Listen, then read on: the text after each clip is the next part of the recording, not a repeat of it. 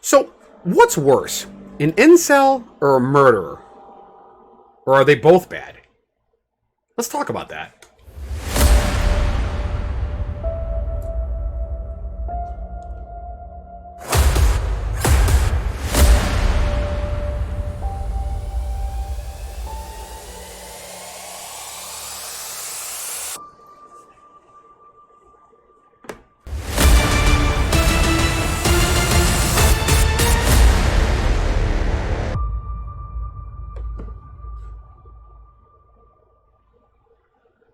Hey, good evening. It is July 21st, I believe. I should always check this date before I get started. I always forget to do so. Yes, it is July 21st. It's Tuesday night here. Welcome to the Daily Octane. Before I go down this rabbit hole, I want to say thank you. Sincerest thank yous to all of you that participated in yesterday's video, which I will link somewhere up here. By far and away, my most popular video that I've ever posted on YouTube. It was concerning Roy Den Hollander, who is the lawyer that allegedly shot the husband and killed the son of Esther Salas, a federal judge who's overseeing the Deutsche Bank case.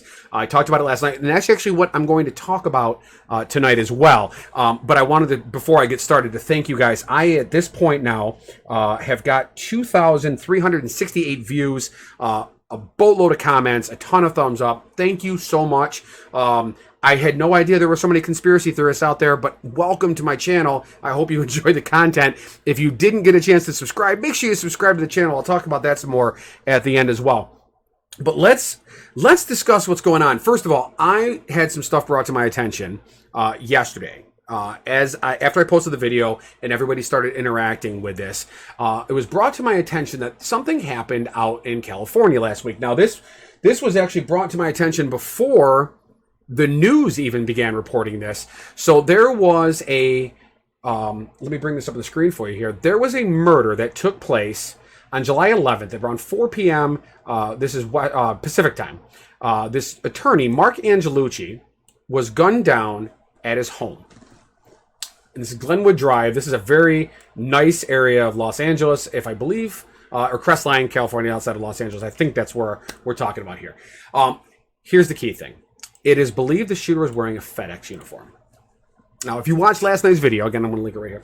If you watched last night's video, you will know that Roy Den Hollander has been accused of wearing a FedEx uniform and approaching Judge Esther Salas' home, opening fire on her husband, who was wounded. Her son, 20 years old, comes around the corner.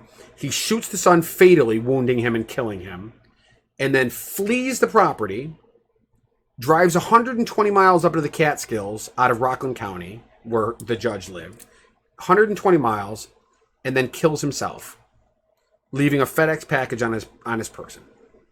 Okay, a week earlier, this attorney in California is murdered.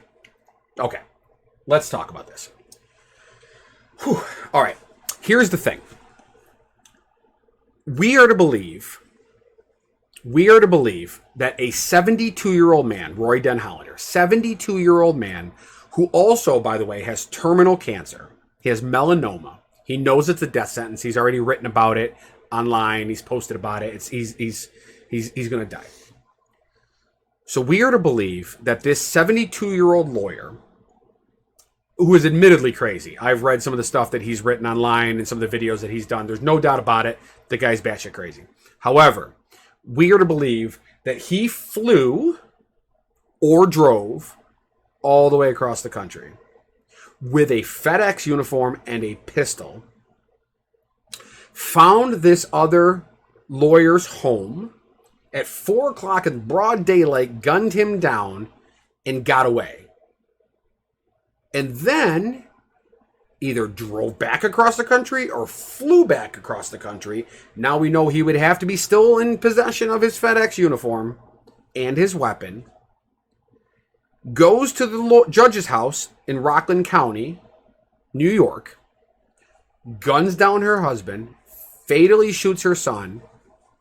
Doesn't shoot the judge or find the judge. Takes off. Drives another 120 miles. And kills himself. I'm not sure. Okay, so let's talk about this now. Before we get any further, what became very clear to me was that the majority of people that watched my video yesterday, commented, liked the video, and so on and so forth, are definitely big on the idea that this is all a conspiracy. I did not get a lot of comments that spoke to the opposite. Overwhelmingly, everybody's in agreement that something is really fucking fishy here. So here's my problem. First of all, actually, to play devil's advocate, what's the motive here? Well, the motive is that this other lawyer, right? So here's Roy Den Hollander, here's Mark Angelucci, right? They are both men's rights lawyers. They both have taken up lawsuits to fight ladies' nights in bars, but predominantly what the big thing they're known for is suing the federal government over the Selective Service. Now, the Selective Service, for those of you who don't know, is what we otherwise known as the draft. All boys, when turning the age of 18, have to register with the Selective Service to be available to be drafted in the event of the need to draft men into war. So they have both sued the federal government because they believe that that's an infringement on the rights of men, and it's unfair to men because women should also be drafted. Okay, fine. You want to sue for men's rights. You want to be, and by the way, some of the writings by this Roy Den Hollander, he is a pig. I read somewhere that he took rap lessons on rap music so that he could be more attractive to younger women. Okay, whatever. You want to be gross? Be gross. So Roy Den Hollander takes up this federal case, and the judge assigned to that case is Esther Salas, who allegedly he shot up her home, wounding her husband, killing her son, several years later. Now, this court case was 5 years ago. He lost. The judge, Esther Salas, shot the case down. He lost. Around the same time, this Mark Angelucci, I hope I'm pronouncing that right, Angelucci, also took up the case in California. The case ultimately ends up getting moved to Texas, where he wins. Okay, so as far as motive, playing devil's advocate here, trying to explain the mainline idea of what happened here. The motive for both shootings is this court case. Roy Den Hollander believes that he was slighted, that he lost a case he shouldn't have lost. His legal rival, this Mark Angelucci out in California, wins his case. You know, it's one of those, you wronged me, you must die. Right? So that's what we're supposed to believe. That's the motive. Okay. Let me explain to you my problem with it. Now, before I go any further, again, I am not a conspiracy theorist. I do not believe that the World Trade Center was an inside job. I do not believe that we faked the moon landings. I do not believe in chemtrails. I don't believe in actors playing family members during school shootings. Like, I don't believe any of that stuff. But this is shady. There's some shady shit here, and let me explain why I believe that is. And also, I may add, why a number of people commenting yesterday agree with me. Here, again, is what they want us to believe. And I just want to point out the problems that I have specifically with it. This man is 72 years old. I don't believe he would have been able to fly with a FedEx uniform. Now, you could easily enough put a FedEx uniform in a suitcase. But in order to travel with a pistol, you have to register that you're flying with a pistol. In order to fly with a pistol, unless you're going to sneak it on, you're going to generally get caught. That's the kind of stuff that they check for pretty often. Now, there are plenty of cases. In fact, one of the things that they often do when testing the TSA at a given airport is they try to get a weapon through, right? So that you can do it, but let's say he flew and he snuck the weapon through. He didn't do it just once. He did it twice. Now, that's assuming direct flights, that he did it twice. So in order for him to get the pistol through TSA without it being found, he had to sneak by them in New York and then again in California. So the flight out and the flight back. Or he drove. Okay, now if he flew and he checked the weapon appropriately, assuming that he had a license for it, and he was going to fly with the weapon, show me the the flight manifest. Show me the documentation where he checked the weapon. Then I believe it 100%. That's fine. But if he didn't, and he flew out and snuck it, I have a very hard time believing that. Okay, so let's say he didn't fly. Let's say he drove across the country, Okay, now we have a 72-year-old man who has been giving interviews as of late. He's constantly active on social media. He supposedly drove to California. Now, if you drive straight through, and I know this because I've done it, from New York to California, that's about 53 hours. So let's assume now that a 72-year-old man terminally dying of melanoma, incurable, he's going to die soon, decides to drive by himself all the way across to California. Show me his credit card receipts. Did he stay at a hotel? He drove all the way out there, had the gumption, still full of enough anger after that drive, or even after the flight. You're talking 6 to 8 hours of travel on the flight, plus the drive from whatever airport to the lawyer's house. He spent all that time ready to kill somebody. At 4 p.m. in broad daylight, shoots this lawyer, and then flees that scene. Now, he either drives 53 hours, plus stays, or straight through if he's all hopped up on caffeine and cocaine, or he flies back across the country, living with the reality that he just took a life, assumedly for the first time, took a life. Dealing with the guilt, the fear, the remorse, hopefully, possibly, maybe not, and then comes all the way back to New York. Then once again, dons the FedEx uniform, goes to a federal judge's home, which I'm going to assume is in a posh neighborhood, possibly gated. If not, fine, walks up to this home, knocks on the door or rings the doorbell, wearing a FedEx uniform, carrying a package for the judge. Now, he's already dealing. He knows now what it feels like to commit murder. The husband answers the door, bang, bang, bang, bang. I believe it was 4 times. Son comes around, young kid, 20 years old, and he shoots him again, killing him,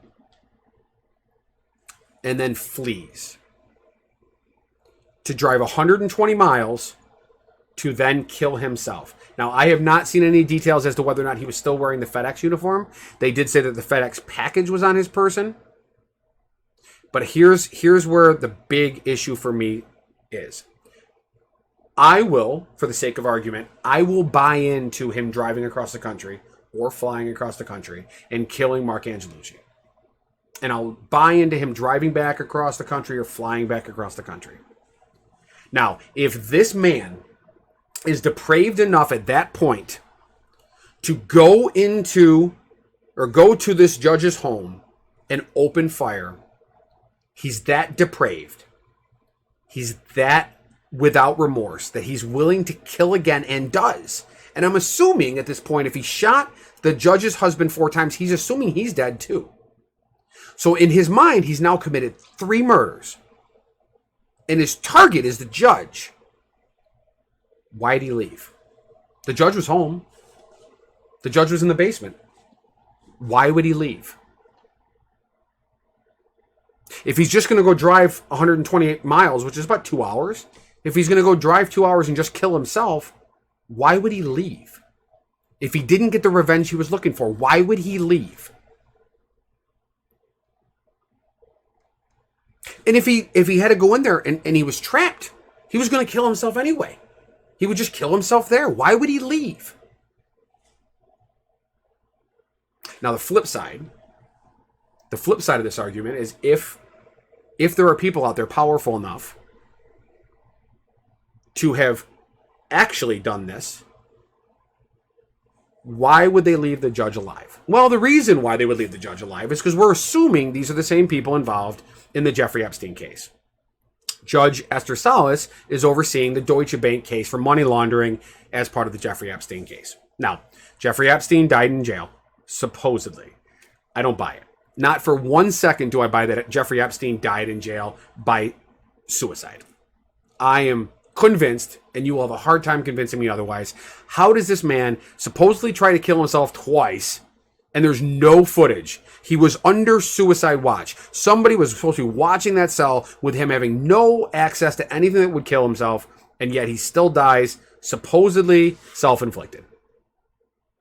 I don't buy it. So now here we are, there's obviously some very, very, very, very, very powerful people out there that do not want this Epstein case or the details of his involvement with people of power and wealth to get out. So if you have a judge that is involved in a case involving the money that was laundered as part of his sex trafficking scheme, what do you want to do? You don't want to kill the judge, because then there'll just be another judge assigned. You want to scare that judge. You want to intimidate that judge so that she either recuses herself and forces another judge that's handpicked by whoever's got this power, or you scare her enough that she realizes, oh my God, I'm next, or my husband will finally be killed if I don't blank. I need to see a flight manifest with Roy Den Hollander on it flying out to California. I need to see gas tickets or receipts. There's closed caption. Every gas station in this country has cameras. Show me Roy Den Hollander's car getting gas across the country. Prove to me that he drove from New York to California. Tell me how he got the FedEx uniform. Is there a dead FedEx driver somewhere? Where did he get the package that was addressed to her house? Is it a fake? They are in a very big hurry to wrap this up and make it quiet. Whether he actually did it or not. There's no one. I mean, it's not going to go to trial. You're not going to take Roy Den Hollander to trial. He killed himself. He's dead. Or did somebody else kill him? Regardless, I think there is just as much of a possibility that a hired hitman, a professional hitman, would easily have access to a FedEx uniform, could easily travel off the grid, kill a lawyer in California, fly out to New York, go to the judge's house, boom, boom, boom. Doesn't want to kill the judge. Probably watching to see when the judge went downstairs, was out of the room so they could make it happen quick and get out. Kidnap Roy Den Hollander, kill him, leave him for dead, FedEx package, clean case. I went down this rabbit hole again today. One, because obviously there's a market for this information. A lot of you are really intrigued by this, just like I am. And two, one of you guys that commented last night explained what was going on with this lawyer in California. So I wanted to talk about it because this actually adds more intrigue to me, not takes it away. What do you guys think? Do you think this is all a sham? Do you think this is a cover-up? Do you think this is an inside job? And here's the thing. I don't care who did it. You know, some people are like, oh, this is a Clinton job. Some people are like, oh, this is a Trump job. Some people think it's maybe MI6 because Prince Andrew from the UK has been implicated in this whole thing too. I don't care who it is. All I know is that Jeffrey Epstein and his dealings are on trial. Right now, it's the money laundering from Deutsche Bank. His accomplice, Maxwell, she's in jail right now. She's got a lot of information. That woman's got a story to tell. So I just want to make sure she stays alive. Because out there are movie producers, real estate moguls, politicians, world leaders that were wrapped up in a sex trafficking pedophilia ring. And I want all these motherfuckers busted. I want to know who they are, man. I understand that politics are shady. I understand that the international big business is shady. I understand that the movie industry is a shady industry. There's a lot of assholes that exist in that. You know, so there's assholes everywhere. In every walk of life, you're going to run into pieces of shit. But not pedophiles. Sex trafficking and pedophilia. Nope. Fuck them all. So whoever's doing this, all of us need to talk about this. Because even if Roy Den Hollander really flew out to California or drove out to California, shot this lawyer because he's pissed off because this guy won a case, and then came back to New York and shot this lawyer's family because he lost a case in her court. Even if he did that, it doesn't take away the fact that Jeffrey Epstein didn't fucking kill himself. And Ghislaine Maxwell is in jail right now and she knows everything. And I want all these motherfuckers to go down. So, down below, tell me what you think. I want your comments. Last night, man, you guys were awesome. I would love to get just as much interaction tonight. Like this video. If you like what I had to say, share it, please. Let people know about it. Subscribe to the channel and click the notification bell. I'm going to be following this one really closely for a while. May not talk about it every night, but I'm going to, whenever something pops up, we're going to talk about this. I also, keep an eye on the channel. I got a B video, second video coming up in just a minute. One other thing I want to talk about that has nothing to do with this. So thank you for watching tonight's Daily Octane. Check out video B if you want to. Otherwise, I will see you tomorrow. My name is Chris. Thanks for watching. Have a good night.